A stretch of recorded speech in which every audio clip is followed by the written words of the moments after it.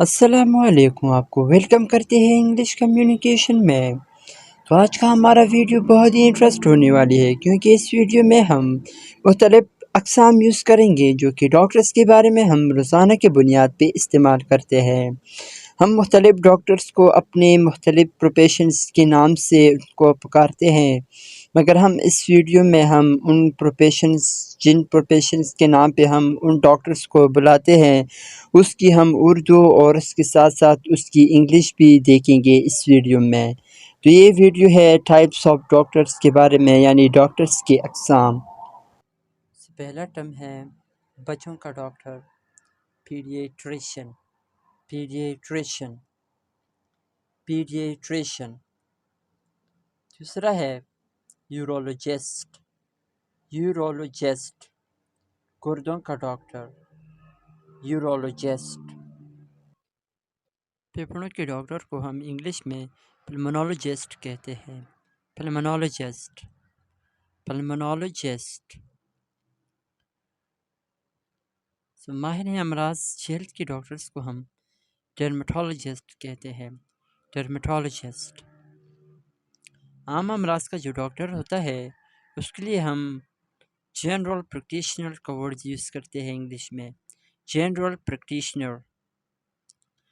دل کے ڈاکٹرز کو ہم کارڈیولوجسٹ کا لفظ استعمال کرتے ہیں، کارڈیولوجسٹ، کارڈیولوجسٹ۔ دماغ کے ڈاکٹرز کو ہم نیورولوجسٹ کہتے ہیں، نیورولوجسٹ، نیورولوجسٹ۔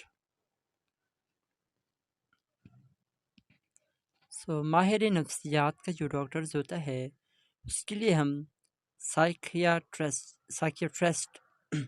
سائکیٹرسٹ کا لفظ استعمال کرتے ہیں۔ آنکھوں کے ماہر جو ہوتے ہیں اس کے لیے ہم آپتھلمولوجسٹ کہتے ہیں، آپتھلمولوجسٹ، آپتھلمولوجسٹ۔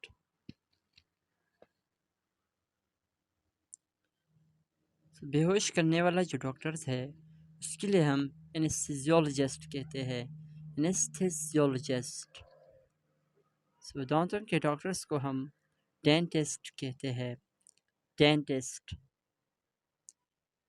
ہڈیوں اور اعصاب کا جو ڈاکٹر ہوتا ہے اس کو ہم آرتھوپیڈک کا لفظ استعمال کرتے ہیں، آرتھوپیڈک۔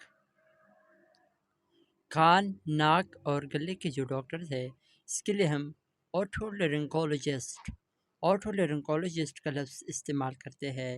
اس کے لیے ہم ENT کا لفظ بھی استعمال کرتے ہیں، کیونکہ ای سے بنتا ہے ایئر، اور N سے بنتا ہے نوز، اور T سے بنتا ہے تھروٹ، تو اس لیے ہم اس کو ENT کا لفظ بھی استعمال کرتے ہیں۔ اور زیادہ تر ڈاکٹرز کو ENT کے لفظ سے لوگ پکارتے ہیں۔ کینسر، سرطان کا ڈاکٹرز کے لیے ہم انکالوجسٹ کا لفظ استعمال کرتے ہیں، انکالوجسٹ۔